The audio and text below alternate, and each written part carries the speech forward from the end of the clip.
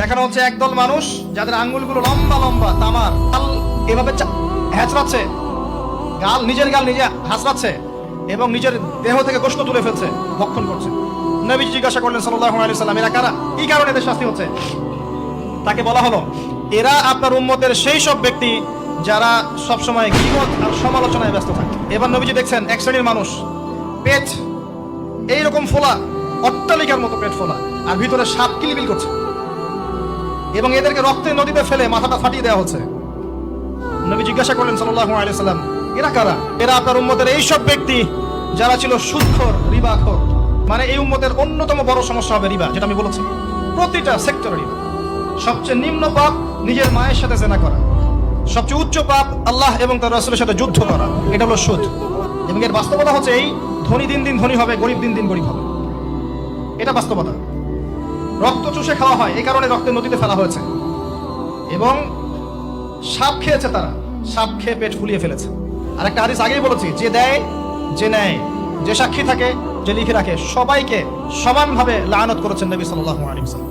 নবীর লানত নিয়ে হাউজে কাউসারের পানি কোশ্চিন কালো পাবেন না, কবরের উত্তর দিতে পারবেন না। এমনকি নবী সাল্লাল্লাহু আলাইহি ওয়াসাল্লামের সুপারিশ আপনার কপালে নাও জুটতে পারে, সতর্ক হয়ে যান। তিনি আসছেন, দেখলেন এক শ্রেণীর মানুষ আগুন, বড় বড় আগুনের দলা, এগুলো মুখে ঢুকাচ্ছে, পিছনের রাস্তা দিয়ে বের হয়ে যাচ্ছে। নাউযুবিল্লাহ পড়ি আমরা। জিজ্ঞেস করা হচ্ছে, কারা এরা? মর্মান্তিক শাস্তি হচ্ছে। নবী সাল্লাল্লাহু আলাইহি ওয়াসাল্লামকে বলা হলো, এরা আপনার উম্মতের সেই সব ব্যক্তি, listen to me very carefully, এরা আপনার উম্মতের সেই সব ব্যক্তি যারা ইতিমদের মাল আত্মসাৎ করে খেত। ইতিমের মাল আত্মসাৎ করলে যদি এই শাস্তি হয়, জনগণের মাল আত্মসাৎ করলে কি হতে পারে চিন্তা করে দেখেন।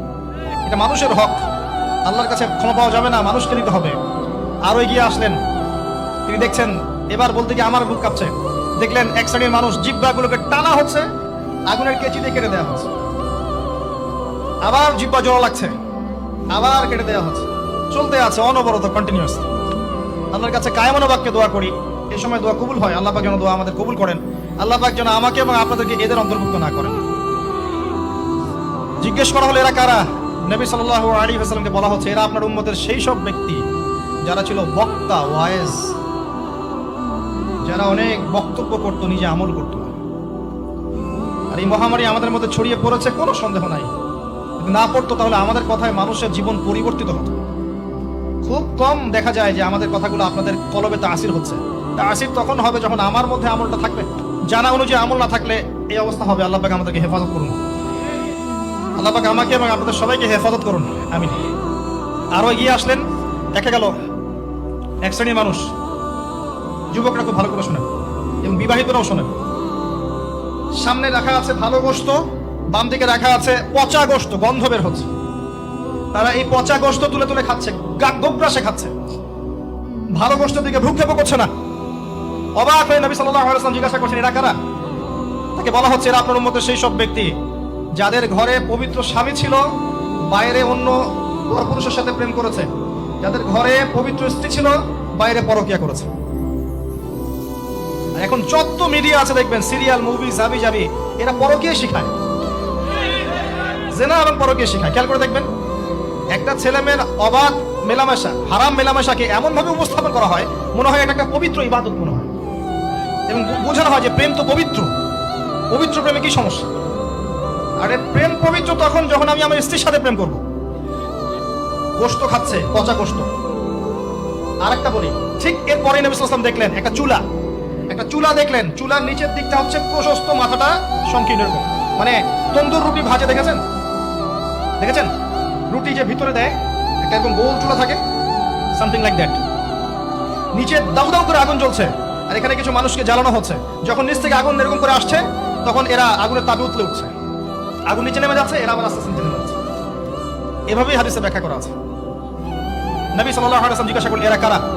বলা হলো, এরা আপনার উম্মতের সেই সব ব্যক্তি যারা জেনায় লিপ্ত ছিল। তিনি আরো এগিয়ে গেলেন, জেনা সম্পর্কে কয়েকটা হাদিস এসেছে। তিনি এগিয়ে গেলেন, দেখলেন একটা জায়গা যেখান থেকে দুর্গন্ধ বের হচ্ছে, পাবলিক টয়লেটের চেয়ে প্রকট দুর্গন্ধ, মনে হচ্ছে পাবলিক টয়লেট। নবী জিজ্ঞাসা করলেন সাল্লাল্লাহু আলাইহি ওয়াসাল্লাম, কোন জায়গা থেকে এরকম দুর্গন্ধ আসছে? তিনি বলেন, এটা হচ্ছে জেনাকার, এবং জেনাকারীদেরকে আযাব দেওয়া হচ্ছে, ওদের রক্ত মাংসের পুজের গন্ধ এগুলো। দেখলেন এক শ্রেণীর মানুষকে একটা শরবত খাওয়ানো হচ্ছে, শরবত জাহান্নামীদের রক্ত মাংস পুজের নির্মিত। তার নাম হচ্ছে তিনাতে খাবাল। কি নাম? তিনাতে খাবাল। কাদেরকে খাওয়ানো হচ্ছে? যারা এই উম্মতের মাদক সেবন করতে, এদেরকে খাওয়ানো হচ্ছে। আমি আপনাকে একটু পিছনে নিয়ে যাই। আলোচনা শুরু করেছিলাম যেখান থেকে, ওই যে মৌলিক সমস্যাগুলো যেটা বলেছিলাম এই উম্মতের মধ্যে এখনো আছে, এটাই সেই পাপগুলোর শাস্তি যেটা কিয়ামত পর্যন্ত উম্মতের মধ্যে থাকবে। মাদক, পর্নোগ্রাফি, এই যে আপনার বিহায়াপনা, জেনা, সুদ, এগুলো এখনকার মৌলিক সমস্যা। এগুলোই হবে এই উম্মার বড় বড় সমস্যা, যার কারণে উম্মতের বেশিরভাগ মানুষকে ওখানে আযাব দেওয়া হচ্ছে। আল্লাহ পাক আমাদেরকে হেফাজত করুন। এরপরে ভাবে তিনি আরো কিছু শাস্তি রেখেছেন। দেখে আসার পথে জাহান্নামের যে বর্ণনা দিয়েছেন, যে বেশিরভাগ মানুষ সেখানে হচ্ছে জাহান্নামে নারী জাতি। কি কারণে তারা বেশিরভাগ জাহান্নামে যাবে? লানত করার কারণে, অভিশাপ দেওয়ার কারণে, স্বামীর অকৃতজ্ঞ হওয়ার কারণে। সারা জীবন স্বামী করে যাবে, একদিন ঝগড়া লাগলে বলবে সারা জীবন তোমার কাছে কোনো ভালো ব্যবহার পেলাম না।